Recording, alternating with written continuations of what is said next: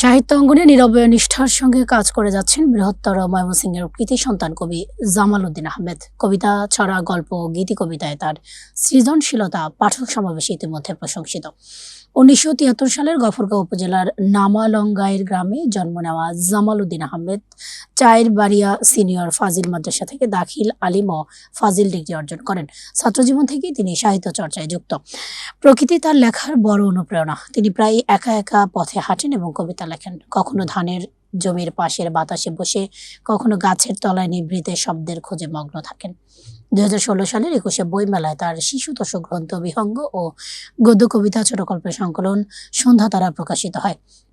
পরবর্তীতে সঞ্চিত সুর, ঝিঝি পোকা, বেরং, নুপুরে জাদু আছে, হলদে পাখি ও সর্বশেষ শঙ্খচিল প্রকাশিত হয়েছে। নিজের লেখালেখি প্রসঙ্গে তিনি বলেন, আমি জামাল উদ্দিন আহমেদ, আমি কবিতা লিখি।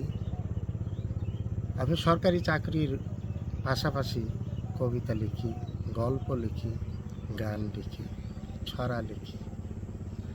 আমি ভবিষ্যতে কবিতা নিয়ে গবেষণা করতে চাই এবং কবিতাকে নিয়ে অনেক কবিতা লিখেছি। কবিতার সংখ্যা মনে নাই, এখনও লিখছি। এই বছর প্রকাশিত হবে একটি নতুন করে কবিতার বই ২১শে বইমেলায়। বইটির নাম মানুষের রোদ।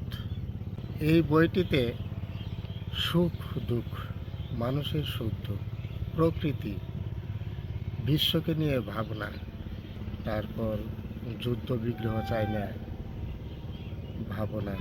এই বইটিতে প্রায় ১০০টি কবিতা রয়েছে।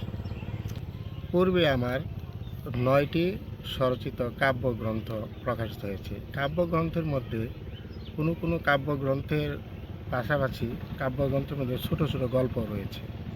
লাল পরি নীল পরি রাতে বেড়ায় ঘুরে, কেউ দেখেছে কেউ শুনেছে দেখছে যেতে উড়ে, স্বপ্নলোকের স্বপ্ন পড়ি দেখতে নাকি নীল, জ্যোৎস্নালোকে নেমে আসে হাসে খিল খিল।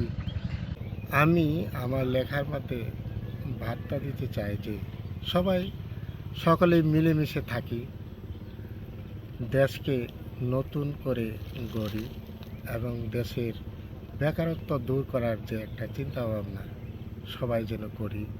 দেশে কর্মমুখর শিক্ষা চাই। ২০২০ সালে বাংলাদেশ জাতীয় পাঠ্যপুস্তক ও প্রকাশনা বোর্ড তার লেখা পাঠ্যসূচিতে অন্তর্ভুক্ত করে। বর্তমানে তিনি একজন সরকারি চাকরিজীবী। সম্প্রতি কিশোরগঞ্জের চন্দাবতী বইমেলা থেকে তিনি সম্মাননা লাভ করেন।